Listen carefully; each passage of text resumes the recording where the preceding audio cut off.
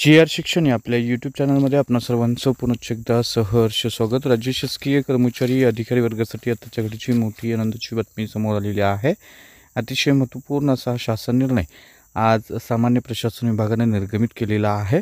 हा लाभ प्रदान करण्यासंदर्भात हा शासन निर्णय असून काय आहे तो शासन निर्णय आणि कोणता तो लाभ राज्यातील शासकीय कर्मचारी अधिकारी वर्गाला लागू होणार आहे या संदर्भातील सविस्तर माहिती देणारा हा व्हिडिओ पाहण्यापूर्वी नेहमीप्रमाणे आपण सर्वांना एकच विनंती, व्हिडिओ शेवटपर्यंत पाहा आणि आपण जर आमच्या चॅनलवर नवीन असाल तर चॅनलला जरूर सबस्क्राईब करा. समोरील बेल आयकॉनला सुद्धा क्लिक करा जेणेकरून महत्त्वपूर्ण शासन निर्णय, कर्मचारी पेन्शनधारकांच्या हिताच्या महत्त्वपूर्ण अपडेट्स आपल्याला आपल्या यूट्यूब चॅनलवरती सर्वात अगोदर पाहावयास मिळतील. जसं की आपण स्क्रीनवर पाहताय, महाराष्ट्र शासनाच्या सामान्य प्रशासन विभागाचा दिनांक 11 जून 2025 रोजी निर्गमित झालेला हा महत्त्वपूर्ण शासन निर्णय शासन सेवेतील शासकीय अधिकारी कर्मचारी जे अस्थायी स्वरूपात आहे त्यांना स्थायित्व प्रमाणपत्राचा लाभ प्रदान करण्यासंदर्भातला हा महत्त्वपूर्ण असा शासन निर्णय आहे. प्रत्येक अस्थायी शासकीय कर्मचाऱ्यास अधिकाऱ्यास स्थायित्व लाभ प्रमाणपत्र प्रथम पदावरील नियुक्तीच्या संदर्भात देणं आवश्यक आहे आणि या अनुषंगाने शासकीय सेवेतील प्रत्येक अस्थायी शासकीय अधिकाऱ्याला कर्मचाऱ्याला स्थायित्व लाभ प्रमाणपत्र देण्यासंदर्भातल्या सूचना देण्यात आलेल्या आहेत. त्याच्यामध्ये प्रथम नियुक्तीच्या पदावर 3 वर्षाची नियमित सेवा पूर्ण करणाऱ्या आणि ज्या अटी देण्यात आलेल्या आहेत त्या पूर्ण करणाऱ्या प्रत्येक शासकीय अधिकारी कर्मचाऱ्याला स्थायित्व लाभ प्रमाणपत्र देणं आवश्यक आहे. कर्मचारीची नियुक्ती सेवा प्रवेश नियमानुसार विहित पद्धतीनं होणं ही अट महत्त्वाची आहे.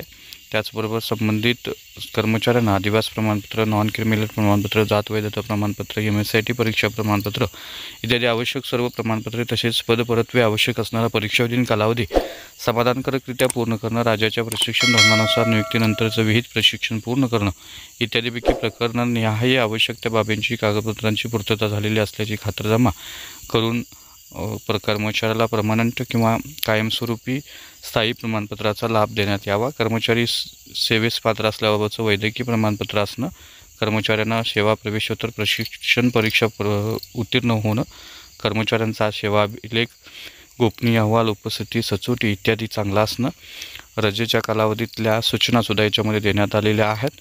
तर अशा पद्धतीनं राज्यातील शासकीय अधिकारी कर्मचारी ज्या आहेत त्यांच्या सेवेत लागल्यानंतर 3 वर्षाचा पिरियड संपल्यानंतर त्यांना स्थायित्व प्रमाणपत्राचा लाभ देण्यासाठी किंवा तेव्हा त्यांना कायमस्वरूपी सेवेत सामावून घेण्यासाठी ज्या सूचना किंवा ज्या अटी आहेत त्या अटींची पूर्तता करण्यासंदर्भातला किंवा ज्या अटी विषद करण्यासंदर्भातला हा महत्त्वपूर्ण शासन निर्णय आज निर्गमित झालेला आहे.